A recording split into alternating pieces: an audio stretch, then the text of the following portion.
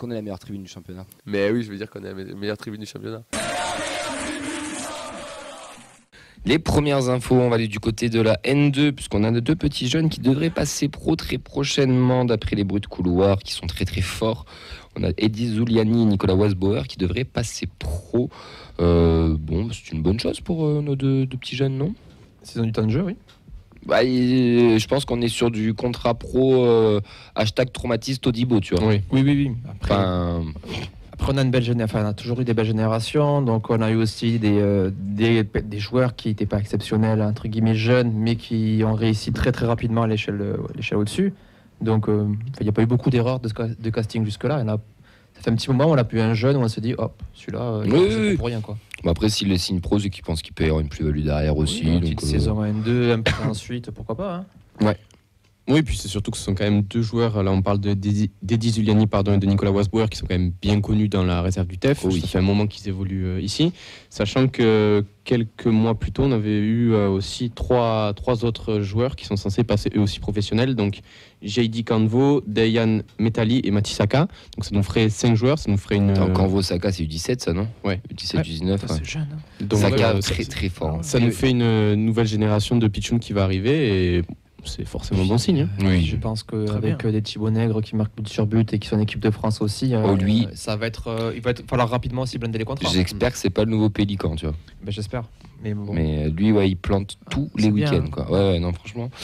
Bon, en tout cas, c'est une bonne chose. On a fêté nos 1 an, messieurs. À part Ben. Oui, sauf Ben. Il peut y être. Joyeux 1 an à tous déjà. Parce que ça fait 1 an et 1 jour qu'on a gagné la Coupe de France. Il y a 1 an à cette heure-ci, je pense qu'on était à Saint-Pierre en train de se chauffer pour le bikini là. Ouais, c'était la plus mauvaise idée que nous avons eue, je pense. Mais oui. Il y en a qui ont fui, qui sont rentrés chez eux et ils ont eu raison. Ils ont eu totalement raison. Mais je pense que là, on était à Saint-Pierre avec Henri, par exemple. Tu vois.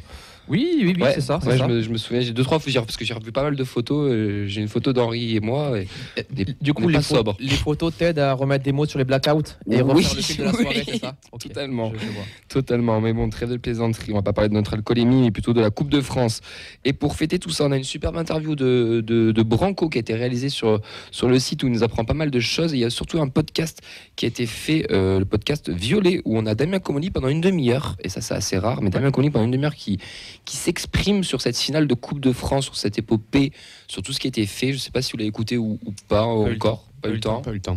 Non, intéressant. Ok, super. C'est intéressant. Et toi ? Bien, les gars, bravo. Oui, moi j'ai eu le temps. Je l'ai fait dans les bouchons. Je l'ai fait au boulot, mais j'avais écouté un mot sur 2, ça me saoulait. Ouais, c'est chiant. Et non, franchement, très cool, très très cool. Alors, il y a de la com derrière, mais il y a pas mal de sincérité aussi, je pense. Il nous explique pas mal de choses, comme quoi tout a été préparé à partir des quarts de finale. Ils avaient déjà réservé l'hôtel, apparemment. Ils avaient chopé les coups de pied arrêtés. Il y a une petite info sur les coups de pied arrêtés qui revient sur l'article de Branco, qui dit qu'ils avaient tout préparé de A à Z et en fait, il explique que le match à Lorient, juste avant la finale, il prépare les coups de pied arrêtés, les mêmes positionnements, mais lors de la finale, c'est pas les mêmes déplacements. Par exemple, tu vois, genre des petites astuces comme ça, tu marques 2 fois. Branco qui explique qu'il y avait ils avaient visé Palois pour être en 1 contre 1, qu'ils avaient inversé aussi avec Spearings pour pas avoir Sissoko. Comolli le répète aussi. Puis Comolli parle beaucoup de tout ça. Il a eu un message du président qui l'a félicité, qui se rendait pas, lui, ça l'a un peu surpris aussi, de toutes les instances, que tout le monde lui parle de la Coupe de France, que ça a accéléré beaucoup de choses qu'on dit d'ailleurs souvent ici, mais que cette victoire en Coupe de France a accéléré beaucoup de choses sur le projet aussi, ça a mis du crédit aussi au projet comolien, on va l'appeler. Mais non, franchement, 30 minutes qui passent très rapidement, et c'est très intéressant. On sent un président qui est décontracté, qui se rappelle ça avec émotion, avec souvenir. Ça, c'est vraiment intéressant. Et après, voilà, il explique aussi toute la responsabilité qu'il a dans le club, tout ça. Le fait qu'on lui a aussi expliqué le chant qu'on va gagner la Coupe de France, que c'était ironique. Donc ça, je sais pas qui lui a expliqué, mais bravo. Parce qu'à la base, on ne chantait pas ça parce qu'on y croyait. Mais en tout cas, c'était sympa. Et oui, alors c'est Tolosa qui dit, ce que j'ai retenu, c'est que Wenger nous a coaché et que la femme du président a voulu voir la coupe. En gros, pour la petite histoire, Wenger, il était invité par le président et de Damien Comolli. Il lui a demandé de regarder la première mi-temps comme s'il était coach. Il avait prévenu apparemment Philippe Montagnier qu'à la mi-temps, il allait voir Philippe Montagnier en lui disant Arsène a dit il faut qu'on continue de jouer. Alors, en même temps, il y a 4-0 quand même, les gars. Mais voilà, et du coup, il y en a qui ont un peu mal pris en disant ça discrédite Montagnier, mais au final, Montagnier, il avait fait le taf avant, parce qu'on menait 4-0 à la mi-temps, donc même pas besoin d'Arsène Wenger, j'ai envie de dire. Et qu'ils avaient aussi perdu la coupe, ils avaient perdu la Coupe de France à l'hôtel en partant dans le bus, il avait oublié la salle de réception. Donc voilà, il y a plein de petites anecdotes. Franchement, c'est très sympa. Et enfin, moi, ça fait 2 jours que je me suis replongé dans tout ça, parce qu'on a mis des photos aussi sur notre compte Insta, etc. Donc je me suis vraiment fait une session nostalgie. Et de réécouter ça, c'était sympa. Sachant qu'on a déjà une affaire avec un trophée perdu. Oui. Le premier trophée de la Coupe de France Oui. qu'on avait égaré et on a failli faire le doublé. Ouais. Et la montre aussi. Non, pardon, ça, Ouais, ça, ça. En tout cas, voilà, moi je vous le conseille, c'est violet, c'est podcast. Juste petit message à ceux qui montent les podcasts du TEF, il y a des bruits à enlever, il y a des petits trucs. Je peux vous donner des petites techniques sur Audacity parce qu'il y a vraiment des trucs. Enfin voilà, on n'est pas professionnel, mais franchement, on peut vous donner des petits conseils si vous voulez. On peut signer chez eux aussi. On peut, ouais, non mais franchement. On fera derrière la facture. Ah, mais en tout cas, c'est Vincent qui le fait. En plus, l'interview, je trouve qu'il est toujours très, très, très bon. Et voilà, une demi-heure, franchement, ça s'écoute très bien. Enfin, même toi, Ben, en extérieur, tu verras. Franchement, c'est vraiment intéressant. Je vous le conseille vraiment. Voilà, déjà. Ensuite, c'est vrai que j'ai enchaîné toutes les news tout seul. Ouais, on a vu. Pardon ? Oui, mais normalement on alterne. Là, je me suis emballé, mon gars, mais depuis qu'on est qualifié en demi-finale, je suis comme un ouf. Notre information, c'est Guillaume Rest qui portera la flamme olympique avec d'autres personnalités toulousaines. Ça sera normalement mi-mai, il me semblait, que le passage sur Toulouse, plusieurs jours sur la Haute-Garonne. Le tracé partira du nord du département pour aller jusqu'au sud et après il passera par Toulouse. Donc c'est la tradition. Il y aura des personnalités, des sportifs. Guillaume Rest, assez logique vu qu'il fait partie aussi de ces sportifs toulousains qui ont une très très très forte probabilité de participer à ces Jeux olympiques, tout simplement. Aussi, oui. Ouais. C'est une bonne nouvelle. Oh, c'est sympa. Oui, c'est top. C'est une petite mise en avant. Oh, c'est bien. Tant qu'il ne se blesse pas en portant la flamme, le reste. Le journal des prêtés. Allez, on va commencer avec l'idole d'Auxence. Yanis Begraoui, défaite 2-1 contre Guingamp dans le temps additionnel. Lui, il est rentré à la 63e, il n'a pas marqué. Amoulic, il n'a pas joué. Ça va encore plus vite. Flemings 0-0 avec, contre le Spartak Subotica. Il a joué 76 minutes. Zonden 0-0 contre Viborg, il était remplaçant, il n'a pas joué, parce qu'il revenait de blessure sûrement. C'est déjà bien qu'ils sont dans le groupe, du coup. Oui, mais par contre, le petit Olsen qui joue à sa place aux Rounders, chaque fois que je vais regarder les résultats, enfin tu sais, pour choper les résultats, les scores, le nombre de minutes, il a toujours des notes à plus de 8, le mec. Ah, c'est bien. Je ne le connais absolument pas, mais Comment il s'appelle ? Olsen. D'accord. Comme les jumelles. Comme les sœurs jumelles. Ouais, exactement. J'en parlerai à Carles. Si tu veux. Merci Clem, si tu peux faire un petit texto. On est vieux. Alors cette référence-là. Oui.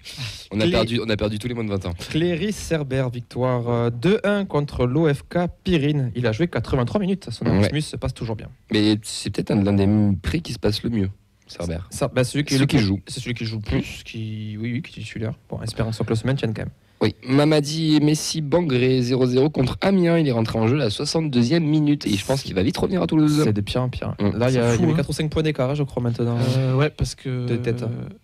Annecy a gagné 3-2 au final. On fera pas de spécial. Bon, après, je dis ça, peut-être que oui, mais sur la multipropriété Qatar. 3 là, c'est catastrophique. 3, Je plains tous les supporters troyens. Et c'est peut-être pas les seuls, ils vont être rejoints par d'autres. Ouais. Dont un qui va descendre sûrement cette saison, dont on va parler juste après. Qui? Lorient, Bournemouth. Ah oui. Lorient, ça pue. Oui, c'est vrai. Stuart Hogg. Stuart Hogg. Qui est-il Hogg? Pardon. Il a joué donc 25 minutes avec l'Écosse. Non, pas du tout. Victoire 3-1 contre Rosenborg. Il était remplaçant, comme on l'avait dit depuis le retour du titulaire. Le pauvre, il devrait être abonné. Il y a une coupe là-bas. Il pourra jouer un peu. Ouais, je suis pas sûr. La Fabrique Violette, il y avait des gros déplacements de métro à faire. Beaucoup de lignes. Ah non, ligne A et B. Oh là, même de ligne C peut-être. Victoire 11-0 des U14 au Mirail, 3-0 des U15 contre Rangueil et 6-1 des U16 contre Colomiers. Le groupe vit bien. Oui. On va passer à l'académie avec la N2. Défaite à la maison 4-0 contre Jura Sud, malgré Denis Genreau, titulaire et capitaine. Après, ils étaient quand même amputés de pas mal de professionnels. Pas mal de joueurs sont redescendus, on va en parler juste après. 3-0 à la mi-temps déjà, après des conditions de jeu catastrophiques. On avait Alex, notre reporter sur place. Le vent était affreux, tout simplement. Je crois que Nolan aussi était sur place et c'était pas fifou. Fin de saison compliquée. Les 19 aussi. Ouais, défaite chez le leader marseillais 3-1, malgré la présence donc, de nombreux joueurs qui ont l'habitude de jouer avec la N2, dont Noël Amadi, Njouma, Araj et Efouélé. Ils joueront leur maintien face à Colomiers. Ce sera un match très important. Ça sera le 12 mai. Donc si nos 19 veulent rester, si les 19 descendent en Régional 1, je vous le dis direct, c'est une catastrophe. C'est une catastrophe. Et en plus, surtout, ils doivent battre Colomiers, mais surtout, ils doivent espérer qu'un des deux de devant fasse un mauvais résultat. Donc, on a Ajaccio qui joue contre le Gazélec, et je crois que c'est Marignan notre match, je ne vais pas dire de bêtises. Il y a Bastia aussi. Non, Bastia, il y a derrière. Donc, ouais, c'est très. Ça va être compliqué. Ouais, ça va être compliqué, mais quand tu dis, ça va être une catastrophe si ça descend. Ouais. C'est pas beau du tout. Les U17, par contre, c'est une bonne nouvelle. Ouais, victoire 3-5 contre Istres, triplé de Thibaut Nègre, doublé de Mathis Saka, et il remonte à la 6e place du classement sur cette fin de saison-là, alors qu'il y a 2 matchs, on parlait encore de maintien. Ouais, les U17, ça Thibaut Négré d'ailleurs, un triplé, doublé de Mathis Saka. Ils sont là, les petits jeunes. Toute la saison, ils ont été souvent cités, ces deux-là. Mais c'est simple, les seules fois où ils n'ont pas marqué, c'est quand ils étaient blessés. Oui, c'est tout. Sinon, Mathis Saka formé à Cugnot. À Cugnot, on le connaît bien. Tu l'as croisé au collège-lycée? Il a débuté. À l'école primaire, il était avec moi. Oui. Ouais. Alors, les petits ponts? Déjà, à partir de là, c'était pas mal. Ouais. Déjà ouais. C'est Robert qui l'a eu en premier. On embrasse. Ouais. Pas celui. On l'embrasse de là où il est. Les filles. Oui, les filles, bon, elles continuent leur parcours, leur marathon. Il n'y a plus que 3 matchs avant peut-être la délivrance et la montée. Mais les filles, comme chaque mardi, vous le savez, on a en exclusivité le coach qui nous répond à toutes nos questions. Et là, elles sont allées gagner 6-0 à l'Olympique de Valence, qui était dernière. On lui a demandé qu'est-ce qu'il avait pensé du match, Antoine Gérard. Sur le match de ce week-end, écoute, ça a été une opposition très déséquilibrée. Hein. C'est un match qui s'est joué sur 35 mètres de profondeur avec une équipe effectivement qui est en difficulté, qui termine sa saison dans la douleur et voilà, qui s'est campée devant sa surface de réparation en nous attendant. Donc, ils ont retardé l'échéance un petit peu. Il y avait qu'un 0 à la mi-temps et puis une fois que le deuxième a été mis, après ça a enchaîné. Voilà, donc on se projette sur le prochain match qui est dans 15 jours, avec l'efficacité de nos attaquantes qui fait plaisir, hein, parce que dans le sprint final, le fait qu'elle ne génère pas de doute et qu'elle soit tous les week-ends décisive et amenée à scorer, c'est très bien. Oui, parce que Célène a encore marqué un doublé, Nivine aussi. Donc nos attaquantes qui sont très très en forme, et ça fait plaisir. On lui a demandé, parce qu'il y a le prochain match dans 15 jours, qu'est-ce qu'il allait se passer ce week-end? Est-ce que c'était au repos ou un amical de prévu? On a un week-end de repos, on va vraiment faire repos parce que ça fait, la saison est longue, il y a un peu de tension, en tout cas de la tension positive, j'entends, mais que chaque match est un peu coup près. On essaye de les aborder tous avec sérieux en espérant que Cannes fasse à chaque fois soit la même performance que nous, soit un peu moins. Donc c'est un marathon et c'est important aussi que quand il y a un moment pour souffler, on puisse le faire pour conserver de la fraîcheur et qu'elle puisse entamer derrière les dernières échéances avec le maximum d'énergie positive. C'était... je me suis perdu dans les messages, pardon. On va passer du coup ensuite, c'était pour la D3, ça, donc une belle victoire 6-0 de nos filles. Il reste 3 matchs, il y en aura le dernier surtout, une réception de Clermont, ça sera à domicile. L'année où elles sont montées en D2, le dernier match était à domicile, il y avait énormément de monde, c'est un barrage face à Monaco, c'était très très sympathique. Il faudra aussi aller les supporter. Alors, il y en aura un autre match avant Clermont, mais voilà, si tout le monde peut aller faire la fête aussi avec les filles pour célébrer leur beau parcours, ça peut être une bonne chose, surtout que c'est gratuit. On lui a demandé aussi ce qu'ils pensaient des U23 qui ont gagné 3. Pour les U23, c'est très positif effectivement, parce que elles finissent la saison 2e, hein, donc la réserve de Montpellier va aller jouer les barrages d'accès à la D3 et nous on se classe juste derrière elles. C'est très positif à la fois pour valider le travail et la bonne saison des filles, mais aussi pour la projection à moyen terme, où lorsqu'on aura l'opportunité et la chance de pouvoir créer un centre de formation, on puisse nous aussi proposer notre équipe réserve en D3, on l'espère un jour. De l'ambition pour le coach toujours. On le sait que l'objectif à moyen terme, il est de remonter rapidement, et c'est bien. En tout cas, pour le moment, on est sur le chemin de la D2, et ça fait plaisir. Les 23 qui ont fait plaisir aussi en terminant seconde de leur poule. On lui a demandé aussi un dernier petit mot sur Mimi Bourignan, qui sera sélectionnée avec les U17, qui est une jeune joueuse et qui va faire l'Euro U17 avec l'équipe de France. Concernant Mimi, qui est en équipe de France U17, Mimi Bourignan, c'est super fierté. Hein, Mimi est arrivée au club cette année de Guadeloupe. Elle fait une très belle saison et elle est récompensée par cette sélection, et elle va vivre une super aventure, parce qu'un Euro, un Euro, je pense que ça reste gravé, j'imagine, dans la tête des jeunes filles pendant toute leur vie. Donc, j'espère qu'elle en profitera à fond et qu'il y aura, on l'espère aussi, une issue positive pour l'équipe de France sur cette compétition. On n'a pas que elle qui sera sélectionnée, qui fera des grandes compétitions, parce qu'Inès aussi devrait faire la Coupe du Monde U20 avec le Maroc pendant cet été. Donc c'est bien pour nos jeunes filles, parce que c'est les jeunes, là, pour le coup, qui vont loin et qui font aussi des parcours avec leur équipe nationale respective. On a eu d'autres sélectionnés, je ne me rappelle plus des noms, avec la section algérienne aussi il y a 15 jours. Wissam et Jouissant de famille. Ouais. Qui était avec 17 de l'Algérie. En tout cas, voilà, il y a d'autres sélectionnés. Ouais. C'est bien chez les jeunes, ça récompense le bon parcours des 19 aussi. On vous le rappelle, ce sont toutes des premières années, c'était pratiquement que des U16. Elles sont quand même failli aller en phase élite.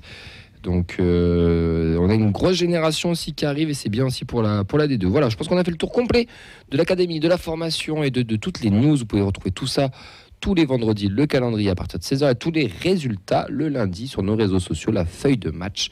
Le lundi à 16h aussi, mon cher Vincent. Oui, si je me loupe pas, oui. Si Insta veut bien aussi que tous tes paramétrages marchent, Bien tes sûr. programmes, pardon. Voilà, il y a un complot, faut pas le dire. Oui, c'est vrai.